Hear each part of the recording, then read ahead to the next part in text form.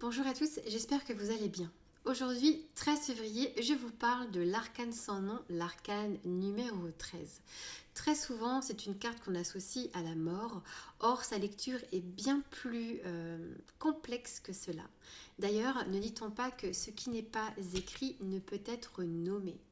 Tout ce qui n'est pas exprimé ne peut être matérialisé.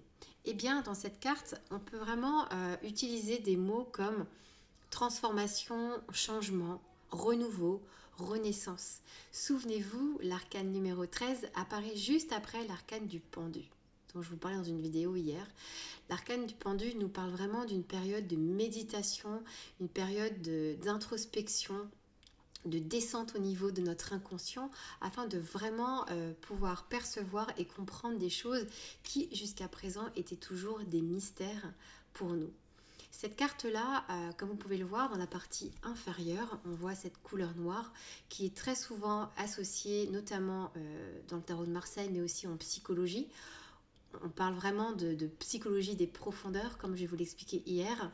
La psychologie des profondeurs, comme l'appelait Carl Gustav Jung, c'est vraiment ce principe d'aller vraiment au plus profond de nous pour mettre de la lumière sur certaines facettes, certaines choses, certains comportements qui sont soit inconscients ou soit dont on ne comprend pas les mécanismes. Vous voyez ? Donc c'est vraiment un travail. Même au niveau identitaire, on est quand même, sur cette carte, on peut apercevoir la colonne vertébrale, le squelette. D'ailleurs, quand on parle de squelette, ça me fait penser à la psychogénéalogie. Et dans l'arcane du pendu, vous avez ces deux troncs d'arbres qui sont qui sont de chaque côté du personnage et qui font référence à la psychogénéalogie, à notre lignée. La lignée maternelle, la lignée paternelle, à nos ancêtres, et qui nous parlent de là où on vient. Eh bien, une fois que cette étape-là est passée, le voyage continue, et on se retrouve avec l'arcane 13.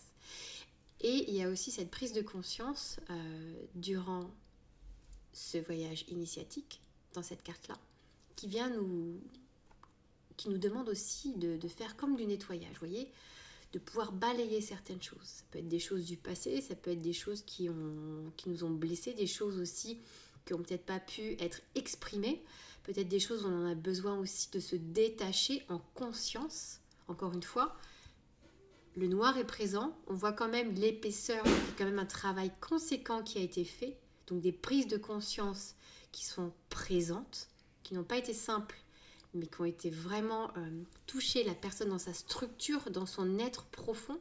Donc quand je vous parlais tout à l'heure de termes de renaissance, de changement, de renouveau, c'est vraiment ce que cette carte nous dit.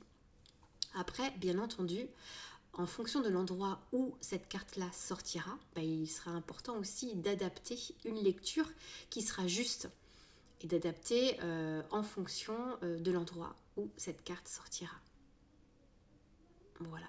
Mais n'ayez pas peur de cette carte. Très souvent, elle fait peur aux personnes qui la retournent et qui s'imaginent les pires des choses. Parce que, encore une fois, très souvent, je pense par un manque peut-être de communication suffisante ou de connaissances sur cette carte, elle est trop souvent associée à la mort.